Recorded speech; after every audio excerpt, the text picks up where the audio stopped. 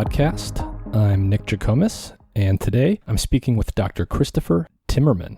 Chris received his PhD in neuropsychopharmacology at Imperial College London, where he is currently a postdoctoral scientist at the Center for Psychedelic Research. Chris led the first neuroimaging studies on the effects of the potent tryptamine psychedelic DMT on the brain. He is currently studying the effects of DMT on the brain and human consciousness, as well as its potential clinical applications. Chris and I spent most of our time discussing DMT and related psychedelics, including how DMT is normally consumed in both recreational and laboratory contexts, how people describe its effects and what it actually does subjectively, how it compares to psychedelics like psilocybin and LSD in terms of how it works and what effects it has, and whether DMT is an endogenous compound that's actually present in our own bodies. We also talked about Chris's research, and he described how the effects of DMT on patterns of activity in the brain actually look when you look at the data, and what he hopes to learn from his ongoing research, which includes extending the duration of DMT experiences from just a few minutes,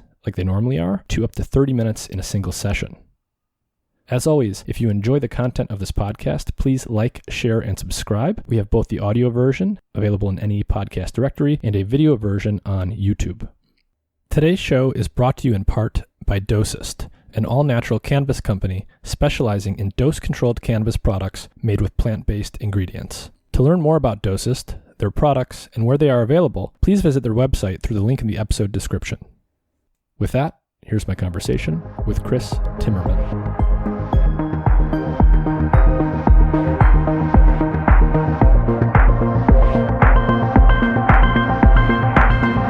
Chris Timmermann, thanks for joining me. Well, thanks for having me, Nick. Yeah, glad to have you. Super excited to talk about your work and the world that you live in as a psychedelic researcher. Can you start off by just telling everyone who you are, where you are, and what you do at a high level? So I'm a postdoc researcher at Imperial College London. Thus, I live in London. We're actually having a very nice, beautiful day here, which is fairly unusual. I work at the Center for Psychedelic Research. I've been there for the past 6 years. That's also where I did my PhD. My research has focused on the effects of DMT in the human brain, the experience induced by DMT on a broad level, and also other aspects related to what you might call psychedelic practice and how to perfect psychedelic practice to a certain extent. Yeah, that's it. So what's your PhD and what kind of scientist are you? It's in neuroscience and psychology. I'm a psychologist by training, did a master's in neuroscience, and my PhD was in neuropsychopharmacology. I see. So you've done a lot of research on DMT. Can we start off by just describing for everyone what is DMT, the molecule? What kind of psychedelic is it? And maybe compare and contrast it a little bit to other psychedelics that people may have heard about, such as psilocybin, say. DMT is what you might call one of the classic psychedelic compounds. That means that its action is due to a specific agonism, that specific receptor in the brain, a serotonin receptor in the brain, the serotonin 2A receptor. And in that way, it has a similar mechanism of action as psilocybin and LSD and also mescaline. It is a naturally occurring psychedelic. It is in many plants and is in many mammals, in the body of many mammals, including the human body. Therefore, it is an endogenous compound. DMT also has a rich historical and cultural use. It is part of the brew ayahuasca used in the Amazon.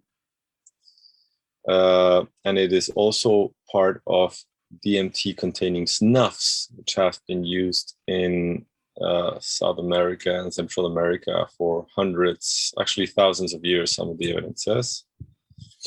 And it is particular DMT in that it induces immersive experiences, meaning that it generates visual imagery that tend to surpass in their immersive quality to that of LSD and psilocybin at regular doses.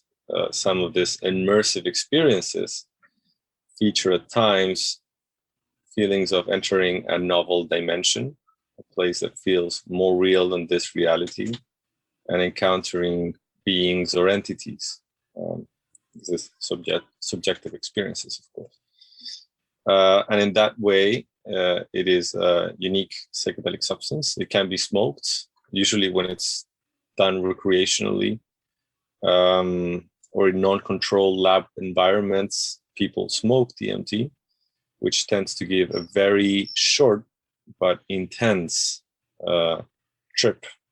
So people are going into these other novel places, coming in and out of them in a matter of minutes. So it's a classical psychedelic drug, similar in some ways to things like psilocybin.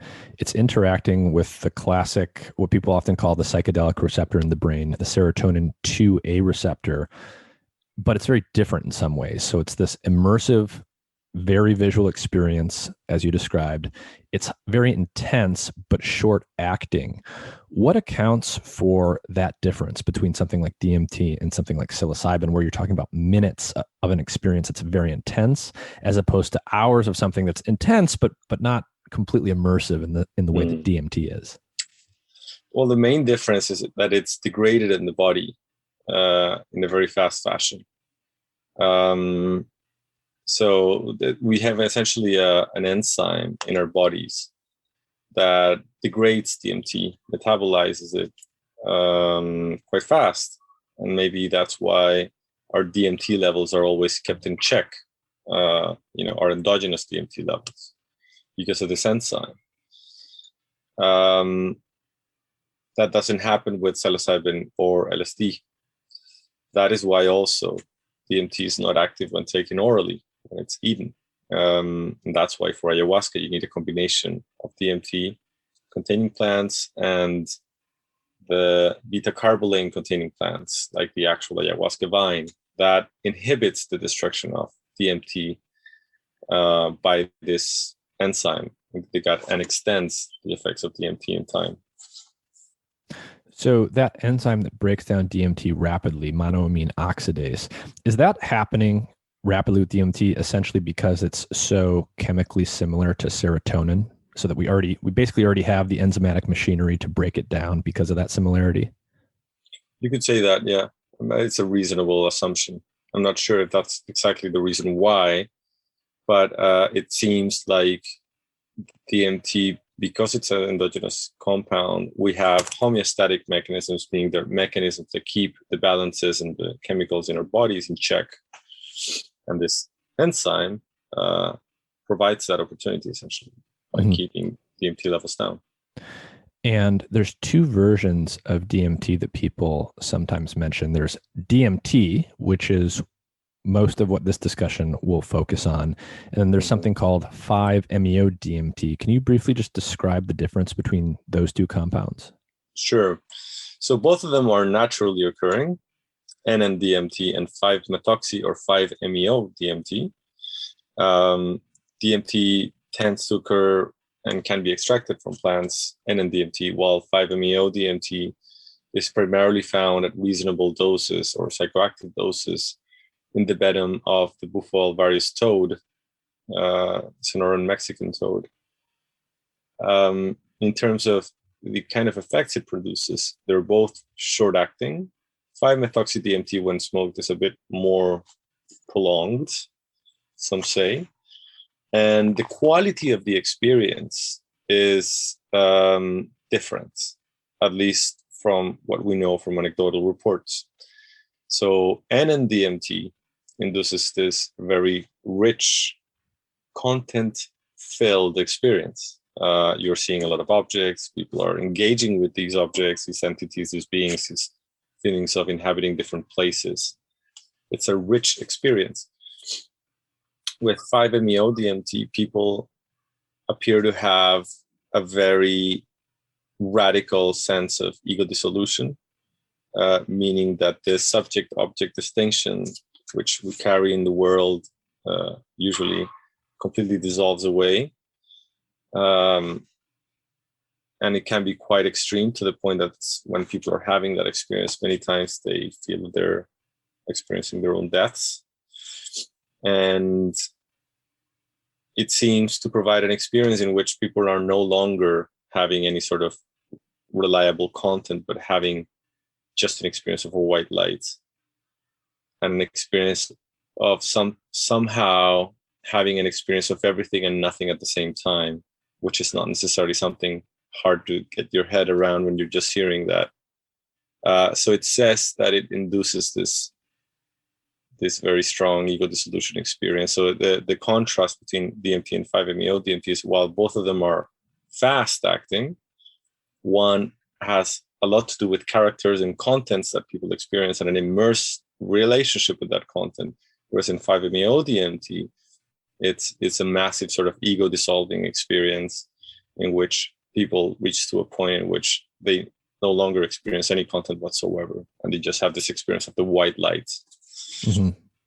So DMT, in terms of its subjective effects, is reported to be very rich in content, as you say. People literally see stuff. It's very immersive.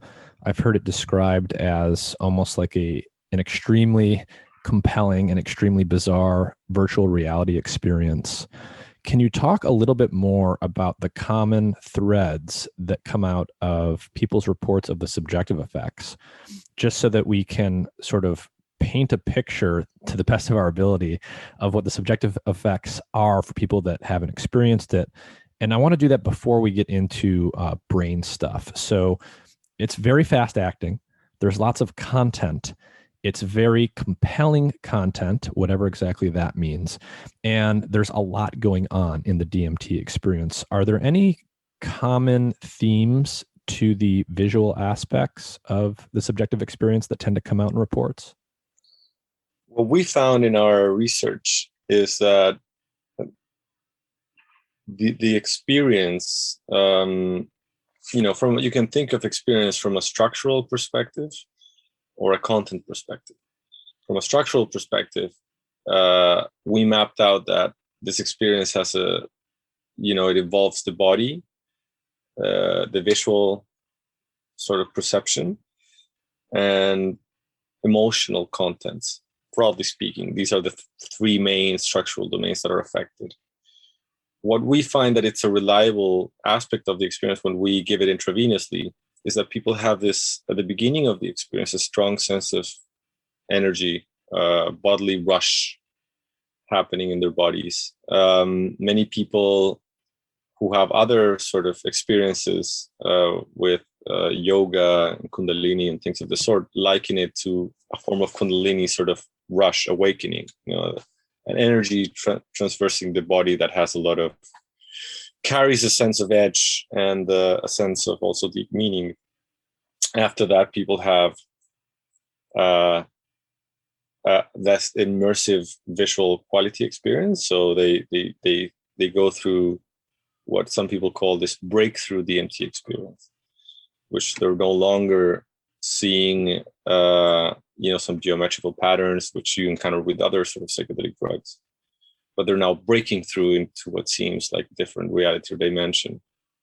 This is when you give high enough doses to people. And while they're having this experience of breaking through into this different sort of realm, at the same time, the body kind of like goes away into the background. People, while at the beginning had this strong sense of rush in their body, no longer feel their body's present. Some people feel they're having an out-of-body sort of experience, not necessarily looking into their bodies, but in a way feeling that their experience is no longer anchored to their body state. Which, when you think about it, is curiously similar to the experience of dreaming. You're having a very visually engaging experience that can have a fantastical character to it, but you're no longer attached to your body and your environmental signals. So it's it's a virtual reality experience.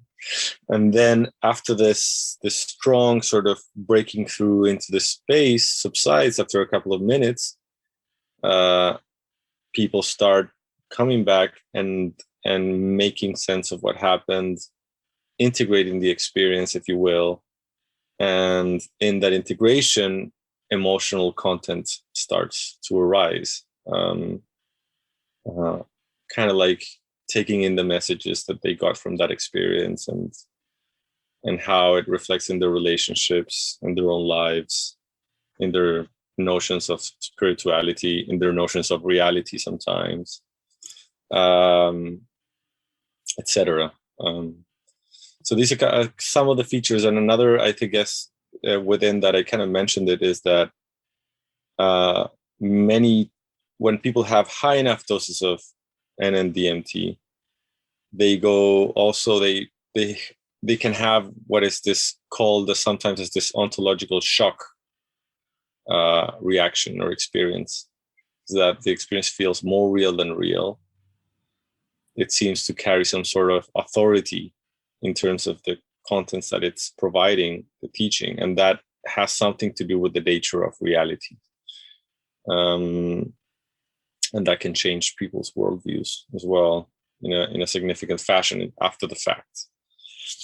Do people, when they have a DMT experience under controlled conditions, do they normally look back on it in a positive light, in a negative light, a mix of both? Is there any commonality to whether or not people are evaluating the experience as a good one, a bad one, or neutral? It depends very much on what we call the setting, the intention people might have, and so on. How well they are prepared psychologically to have that experience. In the context of ayahuasca, DMT is a big part of ayahuasca. It's not the whole thing, but it is a big part of that. In the context of ayahuasca, many people find a lot of meaningful experiences in that. And the setting of ayahuasca can be a culturally rich setting. There's a lot of songs, there's rituals, and it's also a longer experience. And a lot of people find a positive effect out of that experience. With DMT, when it's given on its own, let's say in a lab setting, like you said, injected, the experience can be very fast and can be a bit overwhelming. So again, depending on the level of preparation that the person has, that can be a satisfying experience. Some people can find it even pleasurable, like in terms of a sensual sort of pleasure that they get out of the experience. Many times we've seen that people provide a very strong sense of aesthetics, a sense of beauty, of appreciating the beauty of the experience in a way that they hadn't done so for many times, for a long time before that. So just the experience of beauty as having an inherently healing quality to some extent. Just a thing that doesn't get talked to very much, which I find particularly interesting. And sometimes challenging experiences. So sometimes people can have overwhelming experiences in which they struggle. It's not that they struggle with the experience in terms of how did this fit, but it can be scary. The encounters with beings can provide a sense of realness that is a bit sometimes overwhelming for the person. Nonetheless, also in some of those occasions, those challenging experiences can be fruitful for the person if it's somehow dealt in the right way. But yeah, it's varied for sure, and very much depending on the level of readiness that the person has. A little bit later, I want to circle back to some of this stuff and at least attempt to think about it from a neuroscientist perspective in terms of what might be going on in the brain that gives rise to these types of experiences. But you mentioned something that people often report for DMT, which is that it's a threshold drug. There's very strong dose-dependent effects, and at some point, the dose gets strong enough that there's a shift in the intensity of the experience, what people call that breakthrough experience. So when you're giving DMT in the lab intravenously, what doses are we talking about here in milligrams for like a normal sized adult? Are we talking about ones of milligrams, tens of milligrams? What is a low dose and what is a high dose that would get you past that threshold? So 7 milligram of DMT in salt form, so DMT fumarate, it's a low dose, usually provides these experiences of geometrical patterns only. There can be emotional content, but it's more an interplay of what the person carries to that session and these geometrical patterns that form. At 14 milligrams, we consider that a medium dose. It can have an immersive quality. People are on the verge of that threshold, but still not beyond it, if you will. And at 20 milligrams is where we found a medium to high breakthrough dose that maintained a good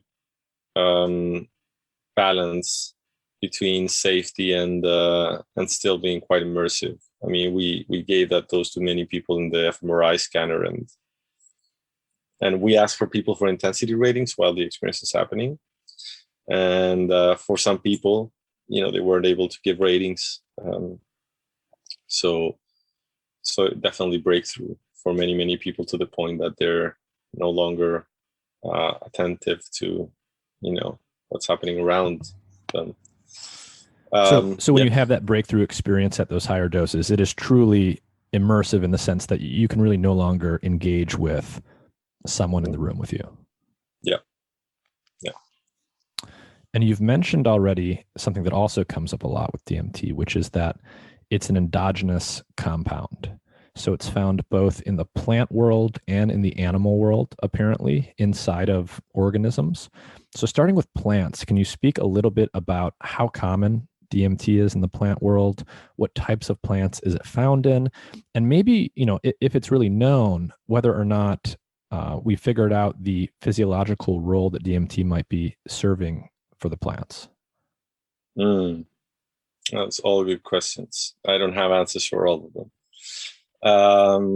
So the use of DMT, the DMT can be found in many, many different plants. There's some studies saying that it's almost like the statement is like DMT is kind of everywhere in plants. I mean, it shows up in many, many different plants. Not entirely sure what proportion of plants, to be honest. But it is something that it is found in, for example, acacia trees, which are incredibly common in most parts of the world. It is found in the seeds of the Anaderantera tree, which is very prominent in South America. So when used as enough, DMT is, the seeds are smashed and made into powder. So fairly accessible and fairly common. Now, not all the plants carry the same amount of DMT, and some are better at providing that. In the Amazon, you find it in the Psychotria viridis bush. And again, for it to have a reliable effect in the plant world, it needs to be either smoked or taken in conjunction with a MAO inhibitor, as you mentioned before, so that this enzyme in the gut doesn't destroy DMT. As for the role in plants, we don't know. We don't know what the role of DMT is in plants. Yeah, that's my understanding as well, that for DMT specifically, a physiological function for plants hasn't been worked out. But what's always struck me about DMT and other psychoactives, so everything from caffeine to THC, is you often find these things concentrated in parts of the plant, like sometimes the leaves or the bark or the root bark, usually parts of the plant that touch the outside world. And for other psychoactives, at least, there's some evidence to suggest that these things are generally playing a defensive role. So they're basically preventing insects or other things from eating the plant. And so I wonder, I would speculate that maybe DMT is doing something like that, but I don't think I don't even know how you would exactly study that. But it's always been interesting to me that it's concentrated in certain parts of the plant. So what's arguably more interesting that I get asked about more is endogenous DMT in animals, including humans. And my understanding here is that it is found endogenously, but there's perhaps some conflicting information out there about how prominent it is in our tissues, which tissues it's actually found in, and whether or not there's any known endogenous function in animals. So can you talk about where people have actually detected DMT inside animal and human tissues? So as far as I understand, they've detected the precursor of DMT very prominently featured in the lungs. And they've investigated as well in the rat's brain, and they found also DMT in the rat brain. And they've also seen it in human cerebrospinal fluid, so if you will, brain juice. That's also where DMT has been shown up. And based on that sort of set of circumstances, it has been argued that DMT is somehow present in the human brain, and also, and more directly, in the rodent's brain. I mean, that has been definitely established. There was a theory by Rick Strassman, who did amazing work with DMT in the 1990s, that DMT was produced by the pineal gland. Now, they found that in rodents that without a pineal gland, they found also still that there was DMT in the brain at an important level. So therefore, we now know that the pineal gland is not a necessary sort of organ for the production of DMT. And when they detect DMT in rat brains, for example, what levels are we talking about here? Is this tiny, tiny levels that suggest that maybe it's just a kind of metabolic byproduct? Or is it at levels high enough where it could, in theory, be doing something biologically relevant? So that is an ongoing discussion, and experiments are happening to determine that. So at the University of Michigan, they recently published a paper in which they found increased levels of NN-DMT in the rat's brain. And what I've seen from that paper is that the levels are fairly comparable to serotonin, which is one of the major neurotransmitters in the human brain. That, however, has been debated. The exact technicalities of that debate, I'm not entirely sure. But there's technical arguments on how it's been measured and where it's been measured, and whether or not that tells us something about the physiological function of NN-DMT in the mammalian brain. I see. So tell me if this is accurate. It sounds like people have looked for and found DMT in the rat brain. It's definitely there. It's been claimed to be at levels that are high enough where it could be something, something that's playing a biological function, but it's debated. And in humans, we know that it's probably in the nervous system, at least at small levels, because you can find it in cerebrospinal fluid and things like this, but it has not been directly measured at what we would call significant levels in the human brain at this time. Exactly. Okay. So turning a little bit more to DMT in the brain, and then eventually getting to some of your work, before we get there, I want to talk about the history of DMT research, or if there really is much history there.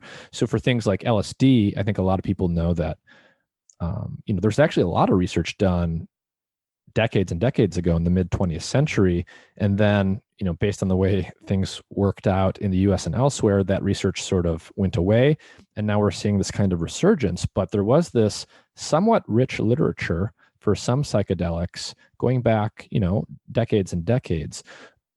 Prior to your research in the last 5 to 10 years, say, was there much research that had been done with DMT? Had anything been studied historically in terms of DMT and its effects in the brain? Well, DMT itself, there has been research. It is similar to the other psychedelics in terms of it had its heyday in the 50s and 60s and even 70s, a bit DMT. And then it went underground for a couple of decades. I guess the early tracings of DMT research can be found in ethnobotany and anthropology, work with ayahuasca. So in the mid 19th century, Richard Spruce was the first one to describe the effects of ayahuasca. Therefore, it plays a crucial role in the story of DMT. Then you have the example of Richard Evans Schultz, which is a famous ethnobotanist, also describing some of the effects of DMT. But I think it really came into strong prominence with the Beat Generation. So William Burroughs, I don't know if you know the story of William Burroughs and this story. He accidentally shot his wife, and while he was drunk playing this game, like this crazy kind of dark story, the Beat Generation,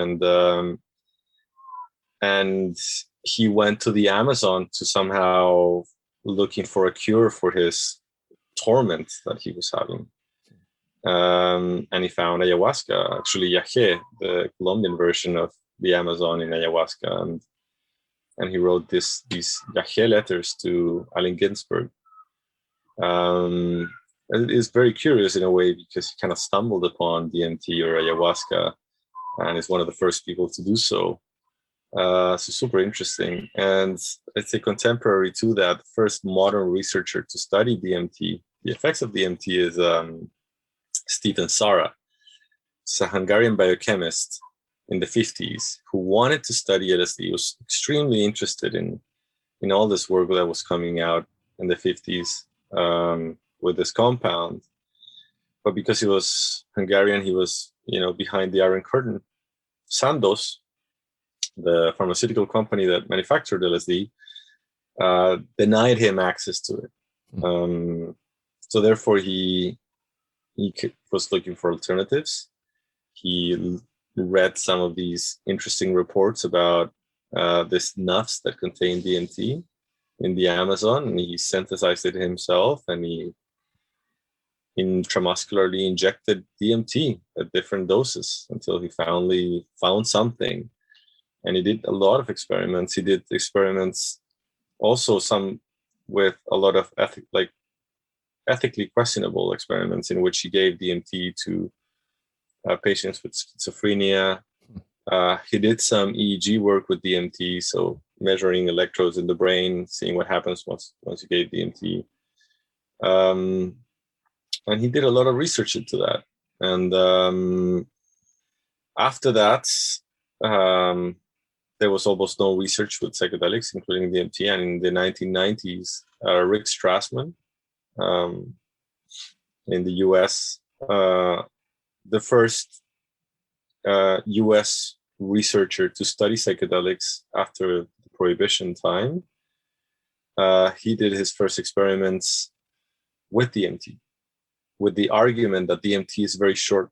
It's a short-acting drug, therefore it's very safe. It has a good safety profile. And he did this very interesting experiments with human beings, in which he intravenously injected DMT to them, and characterized their effects. He wrote a book about it called DMT, the Spirit Molecule, and there's also a film about it, and in it you can see the participants of that study telling their story. And after that, there's been virtually no work with DMT until our studies in the past 5 years. There's a single exception with a German group who actually gave it a shot at giving DMT continuously, which is something that we're doing now as well. Giving it continuously, is that what you said? Yeah. So for an extended period of time, like more than a few minutes. Exactly. So DMT, the extension of the DMT state. Yeah. So before we get there, one more background question I want to ask, and it has to do with like the toxicology of this. So you mentioned Strassman's argument that because it's short acting, it probably has a good safety profile. Has that been fully worked out? What is the toxicology of DMT? Does it cause any toxic effects that have been measured? At normal, reasonable doses, no toxic effects have been found. So similar to LSD, although not as good as LSD. I mean, the safety profile of LSD is excellent. But with DMT, it has a very good safety profile as well, especially considering that it's also an endogenous compound. It's in our body. Our bodies somehow know how to deal with DMT, if you will. I see. So a little bit of research done in the 50s era. Then there's a break, and then you have people like Strassman in the 90s studying it, and then there's another break where there's basically very little happening. And then we get to you. So before you actually describe your research, what actually drew you to DMT as the object of your scientific study, and why did you choose to work on DMT as opposed to psilocybin or something else? Well, DMT was particularly attractive because it induced this very strange experiences, this very unique experiences. What we were talking about before, this feeling of breaking through into a different dimension, a different reality, with this ontological shock experience that somehow you're being taught something relating the nature of reality. I thought that those were very interesting things that no work was being done in terms of how it relates to the human brain. So when you're trying to understand mechanisms of experience, the brain is a good place to look at as well. And on the consciousness research side of things, I thought it was particularly good and interesting substance because of the fact that it is immersive and short acting. You can see if you have a good brain imaging method like fMRI or like EEG, you can look at how that organism goes into that state and then goes out of it, right? So you can think of a DMT experience as building a reality, building this other dimension. What are the brain mechanisms that allow this feeling of generating a whole different reality? And then what are the mechanisms that change when you go back into your normal sort of state? So the fact that it's intense and short acting makes it easier to actually watch the brain as you go into that state, but then come back out of it. Exactly. It's like it's a way, if you will, to compress a psychedelic experience in a very intense fashion in a short amount of time and map out what's happening. Mm-hmm. So can you talk a little bit about some of the research that you've done the past 2 years? What exactly did you do and how did you guys do it? So when you talk about things like EEG, for example, let's try and explain for people who don't know what that is, how that works at a very basic level. Sure. So we're on our third study now with DMT. My first DMT study was, as you say, an EEG study. EEG stands for electroencephalogram. So it picks up electrical activity in the scalp. So this, these caps that have electrodes, and the electrodes capture the actual electrical activity of neurons firing, right? So these neurons, when they fire, they generate an electrical current, which is picked up by these sensors. And this gives you these electrical patterns are then mapped out into different frequencies or different brain waves. And this is when people speak about delta waves, theta waves, alpha waves, gamma waves, and so on. So we did our first study on that. We also tested different doses to see, what would be a safe dose to give to people in our next stage. And our next stage was in the scanner. So we did the same thing. We gave people this dose of DMT while they were in the scanner. We actually did it twice for each person.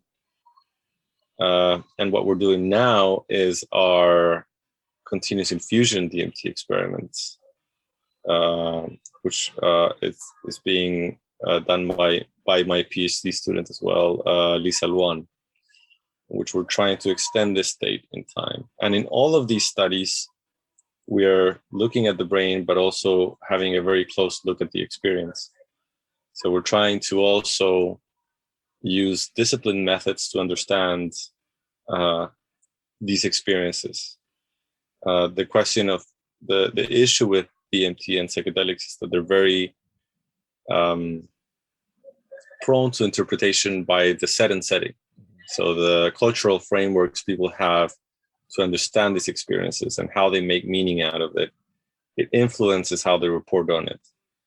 So what we're trying to do is approach the experience also from a scientific and disciplined manner, and we can have an appropriate level of the description of that, so that we can then marry that with brain activity.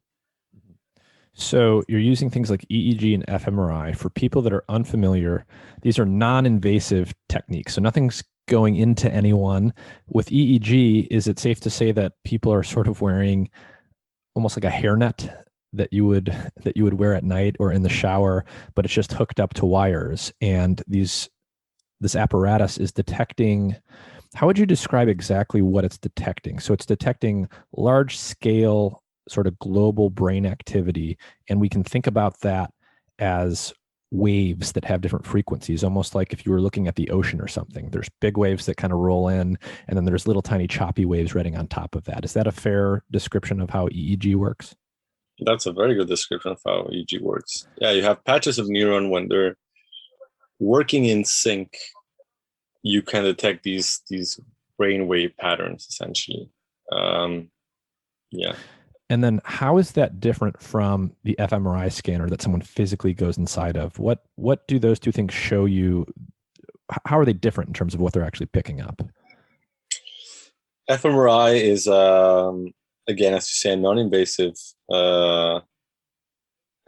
technique to determine brain activity. It measures metabolism in the brain, the consumption of energy in the brain. That is what you're seeing. And it's picked up by magnets, this massive magnets in the scanner, and a very complicated physics. That's how it works. And what fMRI provides as a measurement, it gives you very good spatial resolution. So as opposed to, as you said, in EEG, you have this large scale activity which comes up in the form of waves. In fMRI, you can actually look at the metabolism of little bits in the brain. So it's almost like you can slice the brain in very little cubes, which we call voxels, and we can infer brain activity from the activation patterns that we see at each of these little voxels or cubes.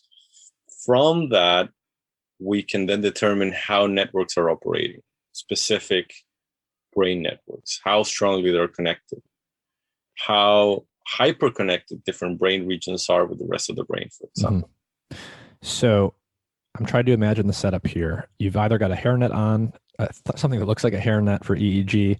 For fMRI, you're physically going into one of those big scanners that people may have seen on TV, and you've got an IV in your arm or somewhere. that is Yeah. allowing you guys to administer intravenous DMT. One final question before we get to your description of like what's going on in the brain.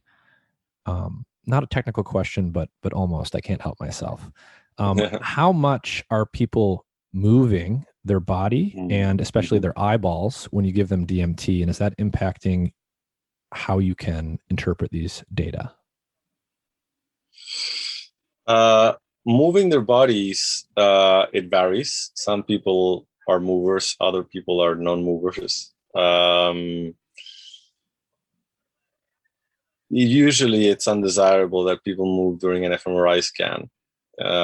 Is what you might call an artifact. It introduces noise not related to brain activity in the measurements. The idea is that inside of the scanner bore, your head needs to be pretty fixed. So it's variable. People move more than usual, for sure, tend to move more than usual. And if people move too much, then we cannot have them in our analysis. Unfortunately, that's how it works. And the eye rolling thing is not so much of an issue. We cannot detect it directly, the eye rolls, because we don't have a specific, device measuring that in the fMRI scanner. But with EEG, we can somehow infer it from specific electrodes which are on top of the brain. So that when the eyes are moving, they generate also an electrical current which is picked up by these electrodes. I see. So you do the studies, you make the measurements. How would you summarize what you guys generally see in terms of what's going on in the brain when you're going into, when you're immersed in, and then when you're coming out of a DMT experience? We see the brain in terms of brain waves, big waves, little and fast waves. We see the brain in terms of connectivity, how strongly different networks are connected, or how different parts of the brain are hyperconnected, what we'll call global connectivity. And we see things in terms of entropy, or chaos.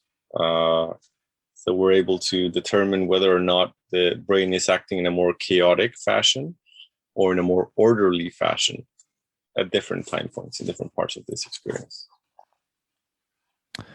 And so what does the brain look like in terms of its global patterns in the middle of a DMT experience compared to just a resting sober state? What we're seeing is that in terms of brain waves, the DMT approximates more a dream-like state. So in the dream-like state, there's these low frequencies, this slow, big, fat waves. The delta and the theta waves, they dominate more that experience. We see the similar thing, very similar thing happening with DMT. It's only when people are very immersed in this experience where these low, big waves start to dominate. So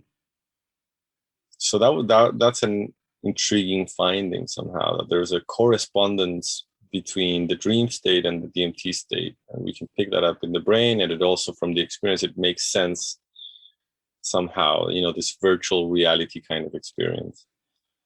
We also see that the brain becomes hyper-connected, very globally connected, and that the regions of the brain that becomes globally connected more strongly have to do with those areas which have evolved later for humans. So the neocortex, the prefrontal areas of the brain, and also language-related systems in the brain, the systems that generate meaning, those become hyper-connected.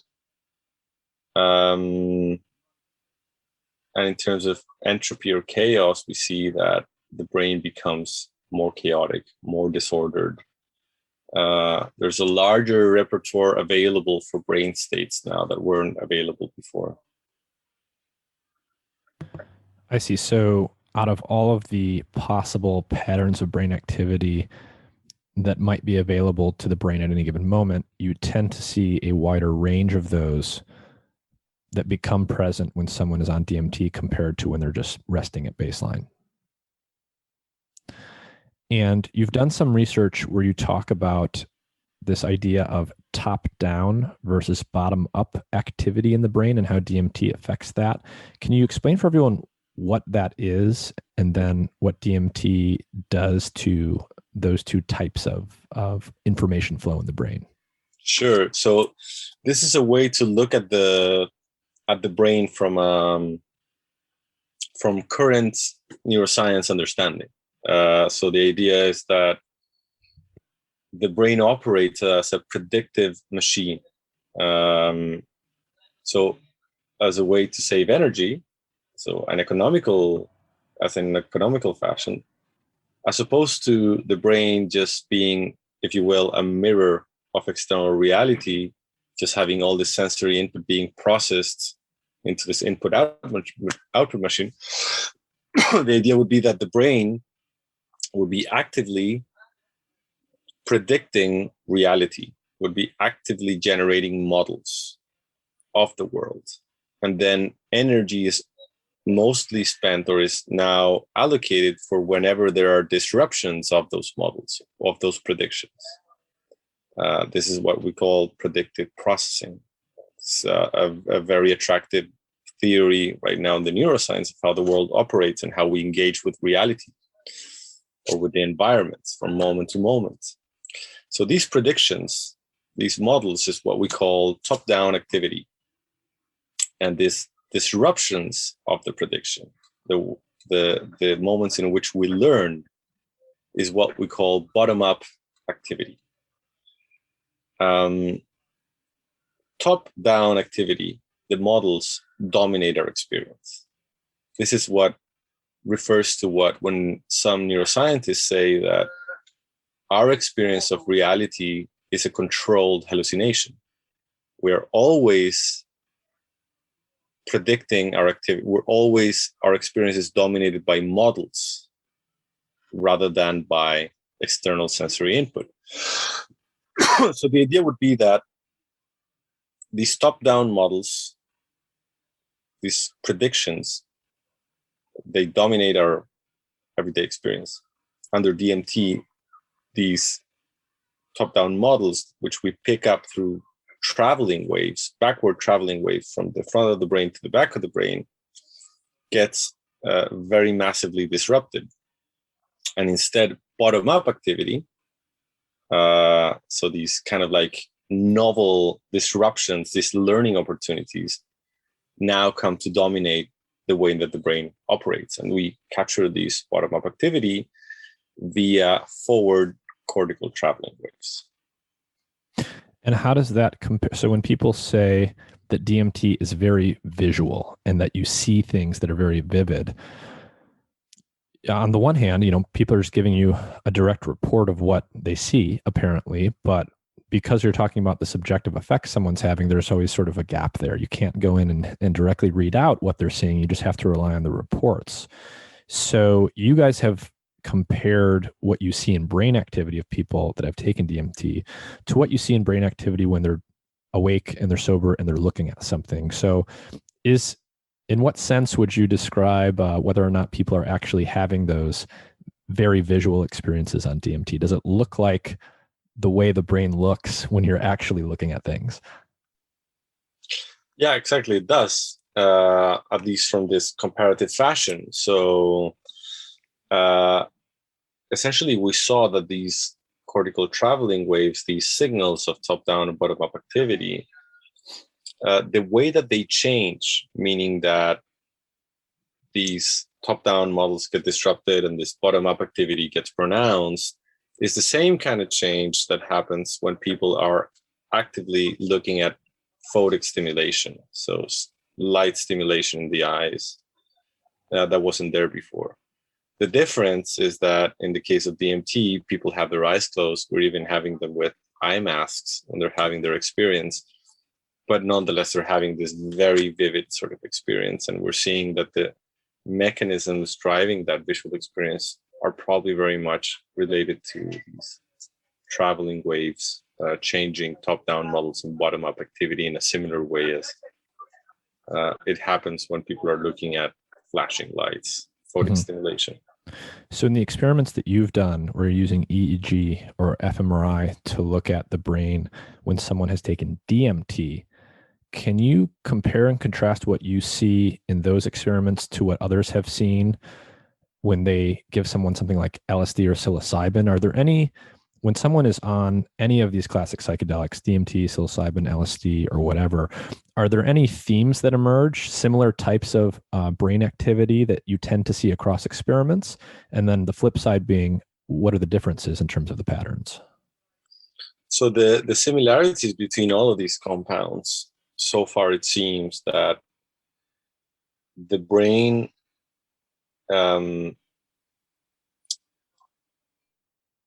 is that there's hyperconnectivity patterns emerging, especially in this evolved part of the brain. So the neocortex, the front part of the brain. Parts of the brain which are related to decision making, which are related to attentional resources, which are related also to our imaginative capacities, the abilities that we human beings have to build new worlds, to build meaning out of things, to develop tools. Those areas become hyperconnected. And that appears to be somewhat consistent between DMT, LSD, and psilocybin. What seems to be different and unique about DMT is that the brain, these brainwave patterns operate somewhat differently. The big difference is that when people have regular LSD and psilocybin doses, all these brainwave patterns go down. There's like the brainwaves become flat, if you will, most of them. Whereas with DMT, we find that these lower frequencies, this delta and these theta waves, they go up. And that's very similar to what happens during dreaming as well. And that seems to be setting apart DMT from LSD and psilocybin. And when you look at the experiences, the phenomenology, if you want to call it like that, to these different substances, what makes DMT unique is exactly this immersive capacity, this feeling that people have that they're entering a novel dimension, entering an sort of like a new reality of sorts. And so you mentioned before that some of the ongoing research you're doing has to do with these extended DMT experiences. So can you walk people through what kind of questions you're asking for those? And when you say an extended experience, how extended are we talking about? So we're extending that state for 30 minutes at the time. So we're giving what you call a bolus, so the initial push that we give it in our other studies. Mm-hmm. And then 1 minute after that, we maintain a steady state throughout 30 minutes. And what is the dose that you're targeting for that? We're using very similar doses to the one that I mentioned before. So something in low threshold, a mid threshold, and in a high threshold. And we're figuring out those doses as we're going along with the study. Mm-hmm.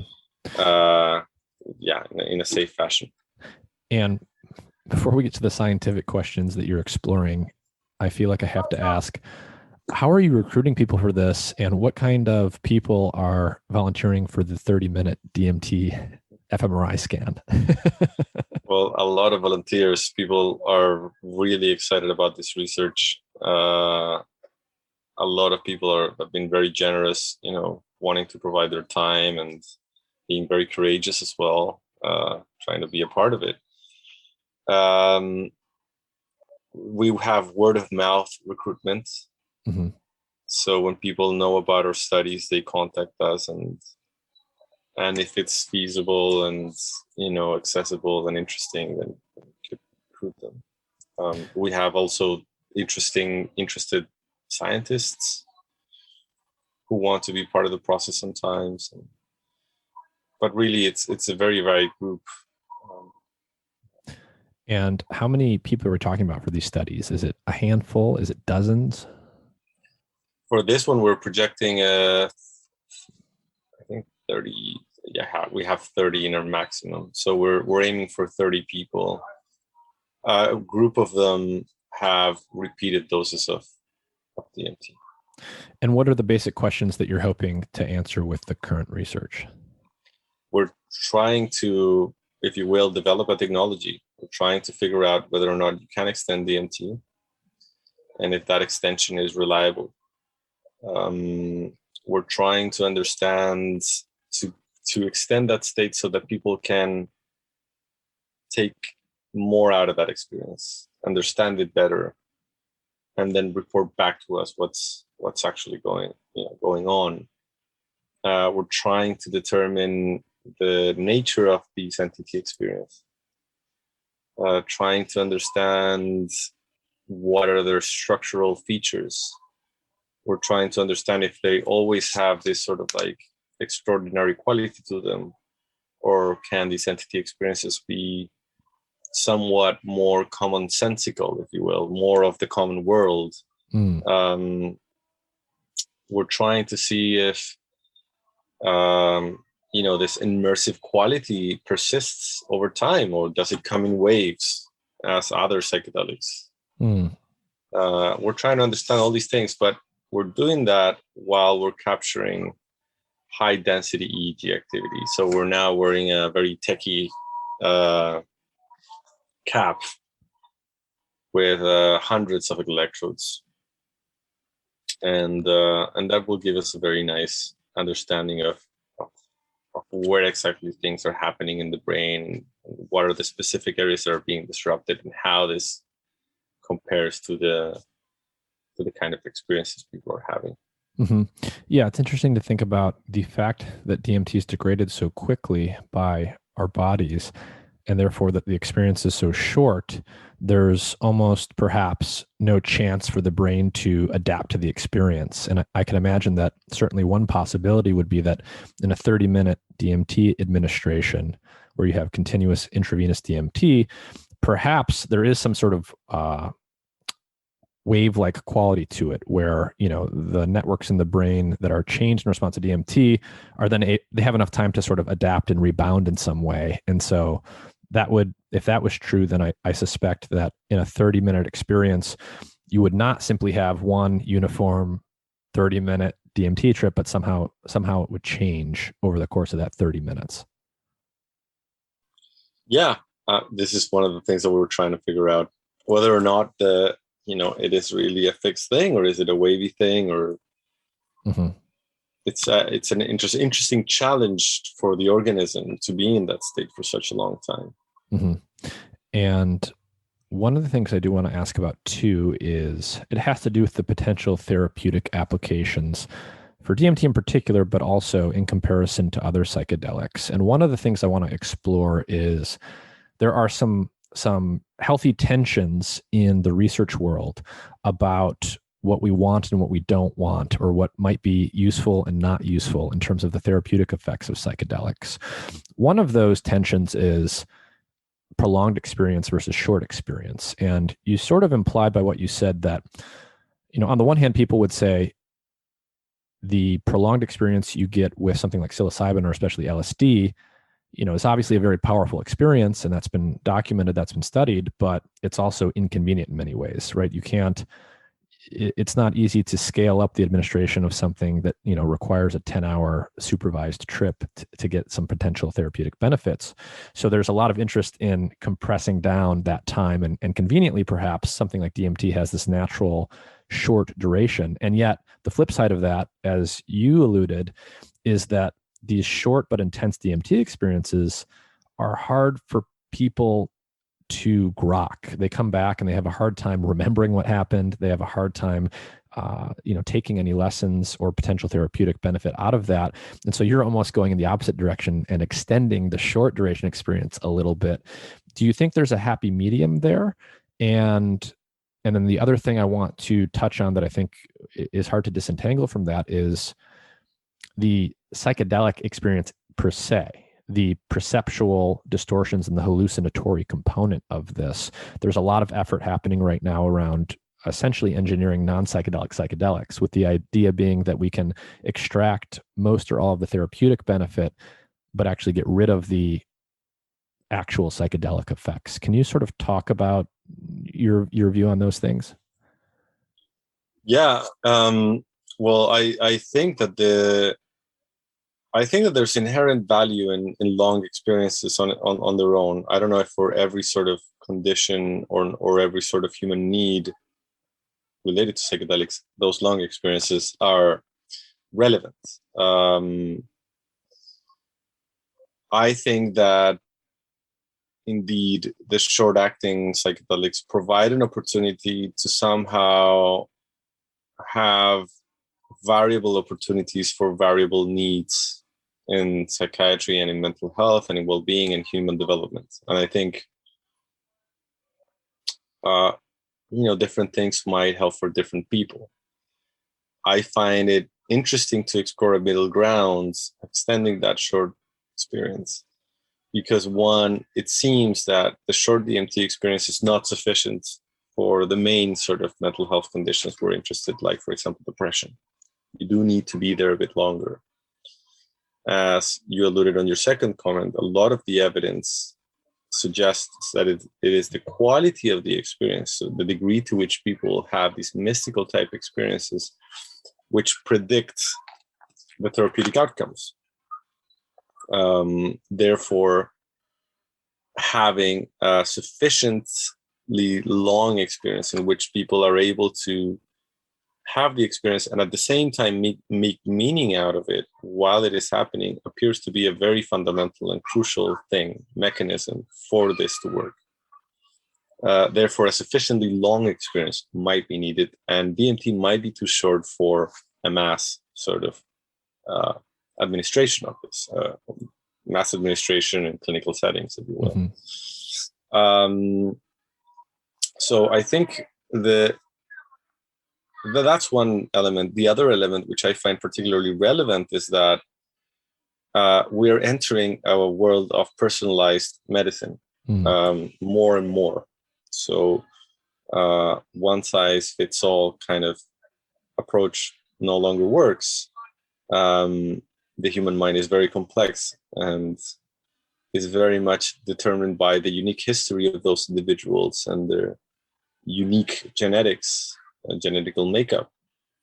I imagine the possibility in which, if we are able to extend that DMT state and develop its come up, the steepness of the come up, if you will, the depth of that come up, and the duration of that plateau, and then the way that it comes down according to those individual needs, then we have a very powerful tool in our hands, something that is able to adapt to the needs of the specific individual. Again, not just necessarily for a medical condition, it could be also part of well-being or human development more broadly. I actually never thought about that. So with something like psilocybin, you hear all of these powerful stories. One of my last podcast episodes was with this guy named John Kostakopoulos, who described his psilocybin experiences in a clinical trial. But these last for hours, and there's no off switch, right? The doctor can't truncate the experience. But what you're essentially describing with DMT is, if you can extend the experience, you can also turn it off. So at any point, you could simply stop giving it IV, and you could almost have I think what you're saying is you could almost have like a personalized experience where if you understand what's going on sufficiently well, you could prolong or truncate the experience based on what you're reading out from the person, whether or not they need to keep going or not. Exactly. I mean, that's a good example of how personalized, it could work. So yeah, I mean, it's incredibly exciting for that reason as well. The idea of personalizing an experience. It's interesting because, probably you've heard of this, like set and setting is a major feature of psychedelic experiences. How the context and our personal histories influence, but the full story is setting and dose, setting and substance itself. There's a pharmacological part of the story which is also fundamental, which is also crucial. There's been studies showing that it's actually dose, the one that can better predict the outcomes rather than any other set and setting variable. So although set and setting is fundamental and very important, perfecting the administration is a big part of the story. And and that's part of what we're trying to do. And finally, to talk to your other question on whether or not these subjective effects are necessary for these therapeutic outcomes. The idea that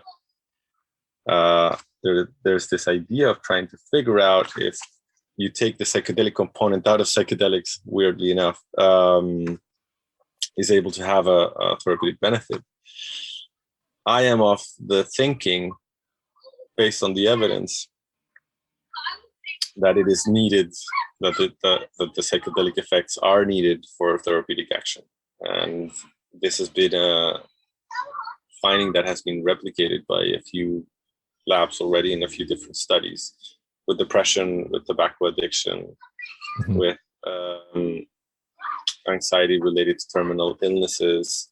It is these mystical type experiences, this emotional breakthrough experiences, which appear to very strongly predict the positive therapeutic outcomes.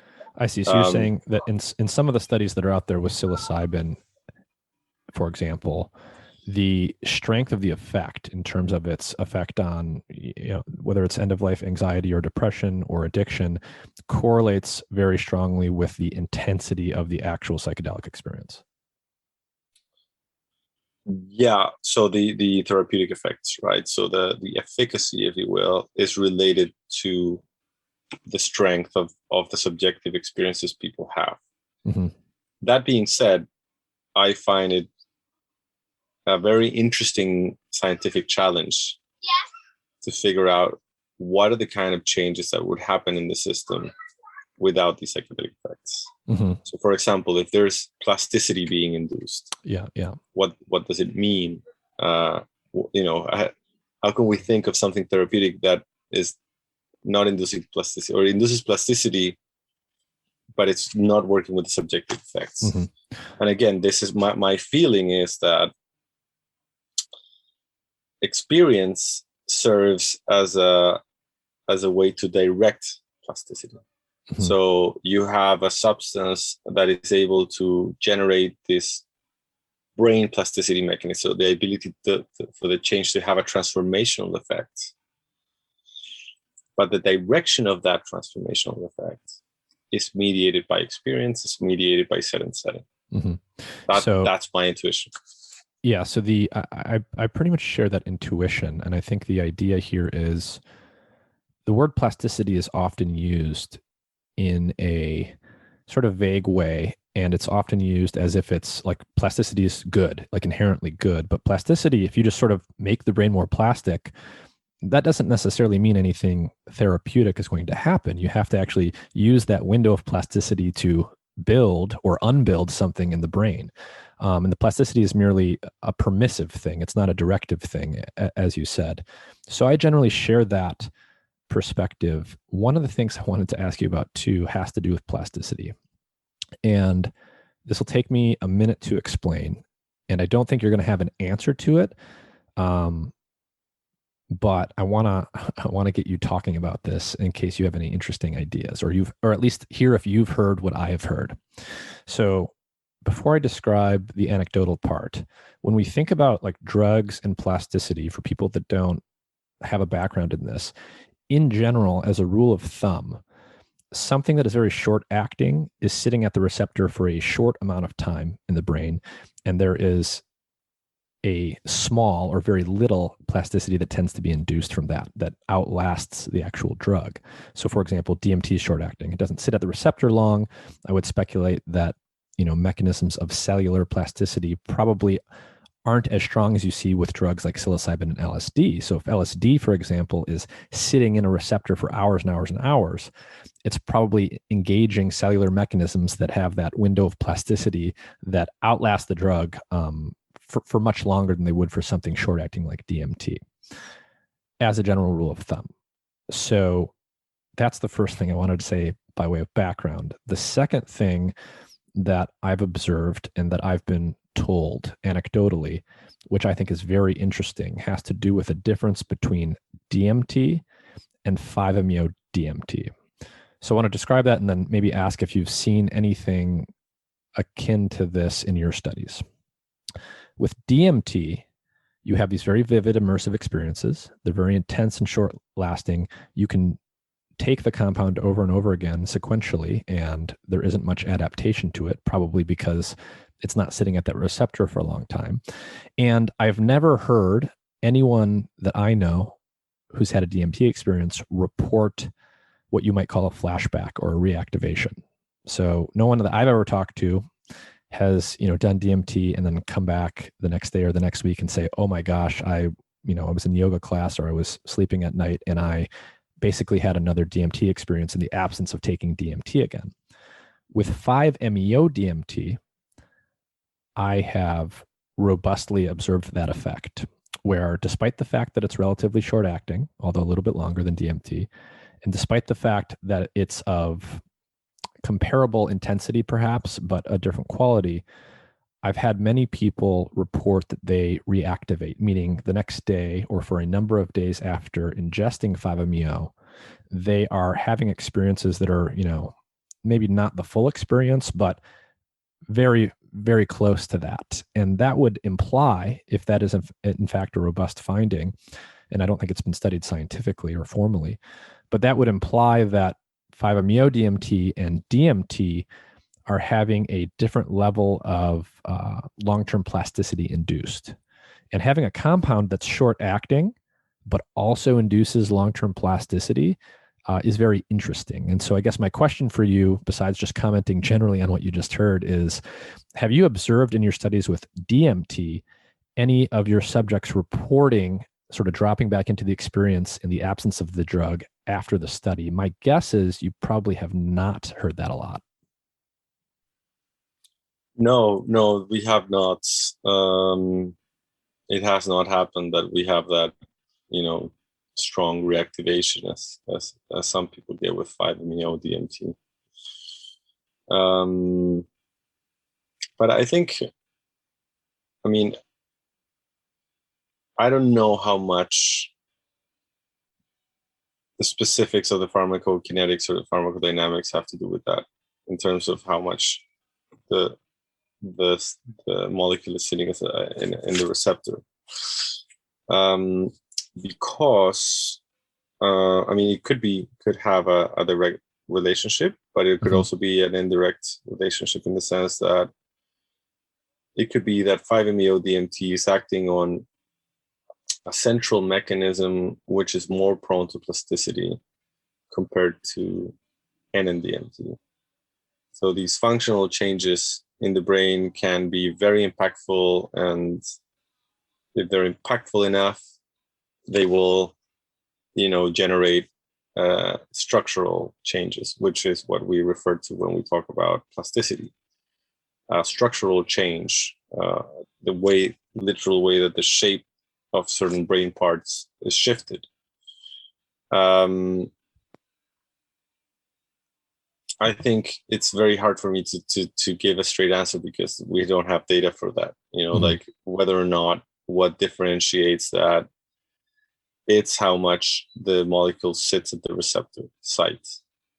But I will say that whenever we speak about transformational effects with psychedelics, we speak about long-term effects that are there after the drug has left the system. And these transformational effects at the psychological level, when we speak about that, we speak about mental health, we speak about changes in personality. We could think about also changes in beliefs. A big part of the work that I'm about to publish soon has to do with, how your metaphysical beliefs or how your beliefs about the nature of reality change after a single experience. And that can happen by an acute experience, an acute flash, similar to what happens when people have near-death experiences. They have a very significant experience that changes their outlook in life. And I think it's reasonable to argue that there could be also a plasticity correlate of that, Mm-hmm. that the brain also might change on some degree, on some level. So I'm not entirely sure whether or not the sitting at the receptor site is the key mechanism, but that's a hypothesis that could be tested in a lab. Mm-hmm. Are there any other labs out there doing research on DMT or 5-MeO-DMT right now? And if so, what are the basic questions that are being asked today? I think there's more and more. I know that there's one in Basel, which is doing some, I think they're also doing some DMT extended infusions. I think the University of Yale is doing some experiments with DMT. They're more focused on, so the Basel people are probably more focused, I would presume, on basic pharmacological understandings, hormone levels, basic molecular mechanisms and so on. The people at Yale, I think, are more involved in consciousness research, similar to us to a certain extent. Apart from that, I don't know much of any. I know that there are also some actual the commercial endeavors to study DMT for therapeutic purposes. Mm-hmm. So there is other research happening, but it's still relatively sparse. Yeah. And how did you actually get into this area to begin with? Did you start studying psychedelics and DMT in your postdoc, or were you already studying this in graduate school? How did you actually sort of journey into this research space? So I'm a psychologist by training, very interested always in the human mind. I'm also from South America, specifically from Chile. In South America, there is an interesting relationship with psychoactive compounds and the history and the culture around it, and the way that it's still permeating to this day, influencing the culture. At least the interface between indigenous and Western cultures and traditions is a very interesting one, and it's a mix which is very much alive to this day. So I was always very interested in drugs, always very interested in how drugs change the mind and how drugs provide workings into the human minds and how it provides clues. The idea that you can manipulate mind through drugs, I find to this day very fascinating. Is a way to change our experience of reality through a very chemical sort of like nature, in a very nature-based biological way of understanding it. So it's a super interesting interface between mind and life, mind and matter. So I did my first degree in psychology. I then did my master's in neuroscience, and I did that when I was living in Italy. And when I was there, I found out about this conference here happening in London, which is called Breaking Convention. And that was in 2013. And I came to this conference and met my colleagues of today. And I did a PhD on it. And that's how I got in. Essentially, I went to a conference and found out all the amazing work that this was a time before Michael Pollan wrote his book. So this crazy wave that's happening now was kind of building up, but it certainly wasn't at the level that it is. So it was an interesting time in which it was still fairly underground, and it was rising, but it was discreetly rising. Mm-hmm. So that book was that influential? You actually saw the effects in the research world?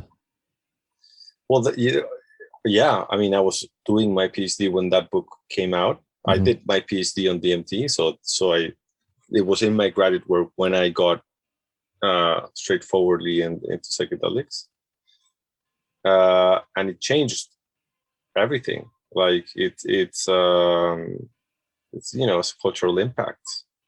Nowadays, you have retreat centers all around in many places of the world doing this semi-legally or completely legal, and many of their clients are newcomers, if you want, to the field who have read this book. Mm-hmm. Yeah. For people that are interested in having an experience with a psychedelic like DMT or like psilocybin or something else, assuming that they have safe and legal access to it somewhere, wherever they might be interested in taking it, do you have any general advice beyond the generic advice that's sort of out there in popular culture for how people should prepare for these types of experiences, or whether or not how they should decide whether or not it might be appropriate for them? From a harm reduction perspective, the usual sort of like advice is to one, inform very well about what might be going on, what could happen during an experience. Look into sites that provide good information about that. Harm reduction specific sites are good. So we have, for example, Drug Science here in the UK, which provides very good information on that. And then the next big advice, apart from information, is whatever sort of experience people are having, that they have it with somebody who knows what that experience is about and is a trustworthy person to do that with. Any sort of mechanism of accountability if something goes wrong, I think is important.